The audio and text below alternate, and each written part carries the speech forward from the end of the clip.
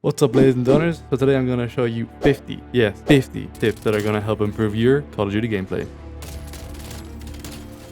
Just for some background, I've been playing for about 15 years since Call of Duty 4, and I've managed to maintain a constant 2 KD, so obviously I'm better than you. Nah, I'm old and slow now, but I do have experience. Whether you're a new player or a more advanced player, you should learn at least one tip from this video. I do play mostly Search and Destroy, so there will be some tips which are Search and Destroy specific, but the vast majority can be applied to any game or any game mode. Anyways, without further ado, let's hop right into it.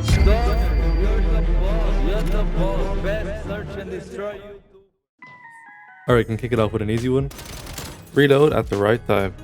This is definitely something that the more weaker players tend to do. I see them shooting, miss a few shots, hit a few shots, and then just reload right away. You basically want to be reloading when you're in cover. And yeah, when you're 100% sure, or let's say 99% sure that there's no one around you. Like a fucking camping behind a little thing. Make sure to disable sprint cancels reload. This is essential as you need to be able to reload while you're trying to get away from gunfights. Bullet velocity is an important stat. Call of Duty works on a projectile system over a hit scan, which games like Halo would use. This essentially means that the further somebody is away from you, the faster the bullet needs to be. Don't focus on your KD ratio. Focus on winning each individual gunfight, and your KD ratio will improve naturally. Turn off vibration. It totally affects your aim. Speaking of aim, you can improve it by shooting bots. I recommend going free-for-all, putting the bots on recruit difficulty, putting their health up higher to help you improve your movement, as well as your aim. Don't slide cancel around corners. This is definitely something for the more mid to advanced tier players. As you can see, you're actually making it easier for people with your movement. You want to slide cancel into cover when you're right beside somebody to basically mess up their camera.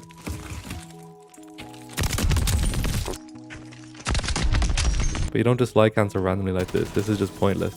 Adjust your sensitivity. If you're watching this, there's a 50% chance that you move like a slug. I would recommend 6 to 8 for sensitivity, depending on how comfortable you are. Unless you're already really good at the game, I wouldn't recommend spamming YY. If you're a weaker player and you're trying to spam YY because you've seen better players do it, just stop. It's not going to help you, it's going to stunt your progress. Get better at the game. In the future, you can YY, and then you look like a total badass.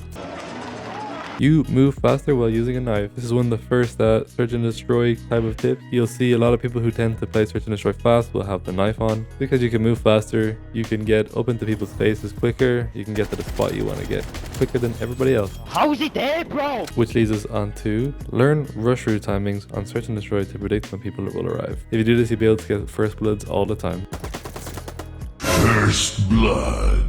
Don't go to the same spot twice. So pretty often, if you take Search and Destroy for an example, you'll find that somebody will get a multi-kill, or they'll get a few kills just chilling in one spot, or they'll go to one area into one head glitch. Pretty much you can guarantee that the next round they're going to do it again. Same thing in respawn. If you kill me from a power spot, I'm going to get you next time I come back. Pay attention to the radar.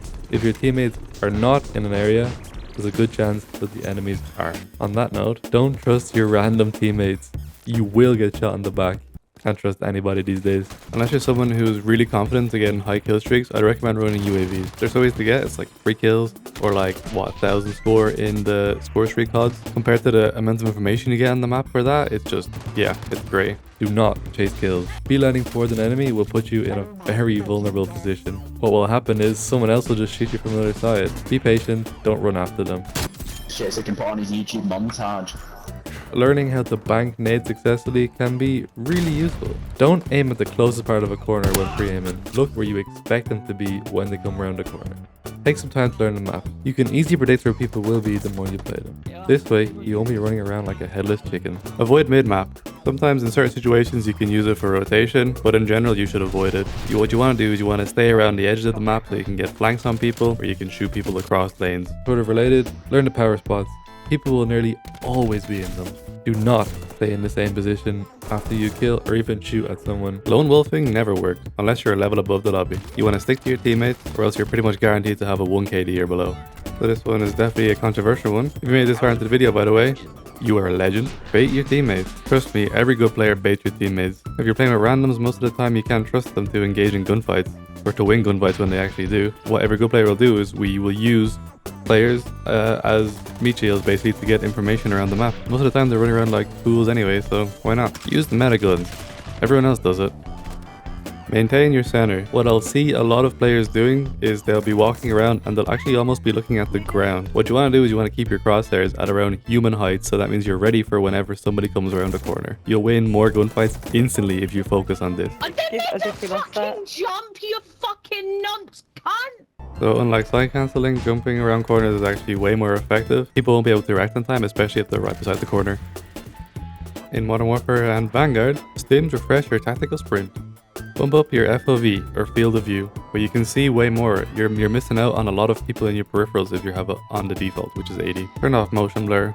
It literally just makes things harder to see. Don't get mad. It makes you play worse. It's just a game. Just relax. Enjoy it. You'll play better. Trust me. It's two-shot me with an STG. Have they buffed the STG? Just gonna try it again.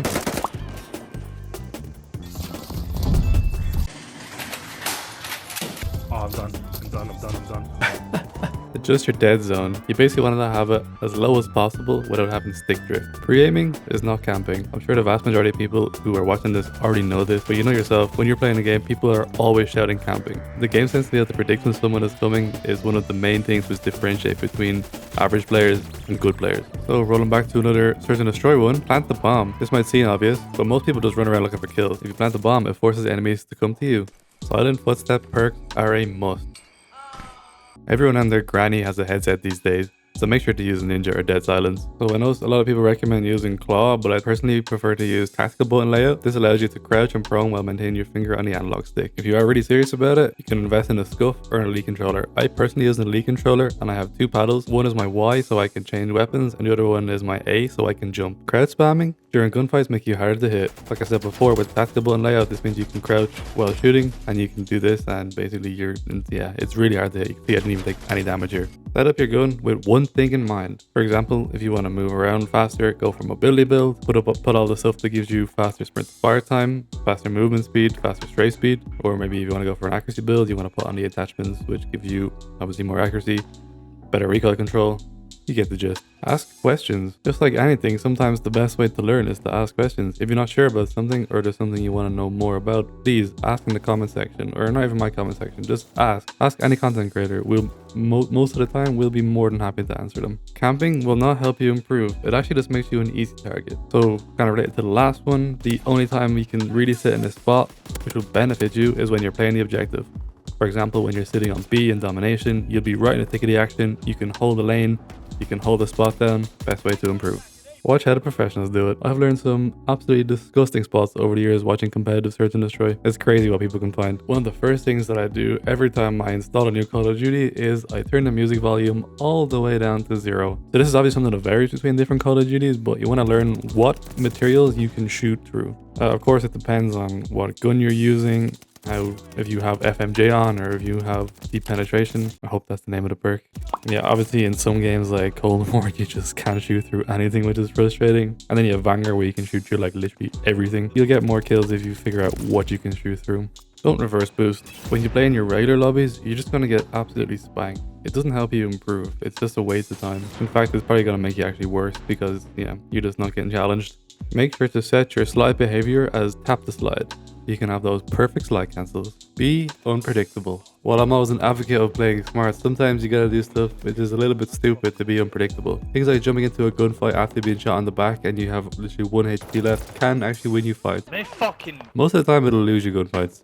But if you're confident enough that you can break their camera, then do it. Figure out which playstyle you prefer. This will help you to decide what gun you like to use most. So I like to use SMGs most because I'm a person who likes to run around fast. In search and destroy, I'm always rushing. I'm always trying to get behind my enemies. Always trying to get right up in their faces as quick as possible because I just love to be in the thick of the action. But maybe you, for example, prefer to play a little bit slower. You can switch to an AR or sniper, whatever you prefer. If you figure out your playstyle, then it'll be easier for you to improve because you can focus on one thing. And finally, for tip number 50, subscribe to the channel. This one is kind of half joke and half serious. I upload a lot of Call of Duty content. You can learn like my rush rates in search and destroy. You can learn what I would recommend for the best gun setups to use and things like that.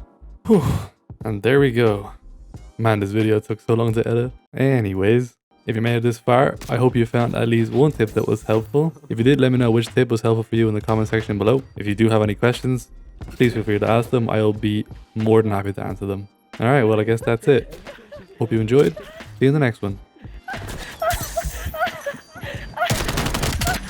No.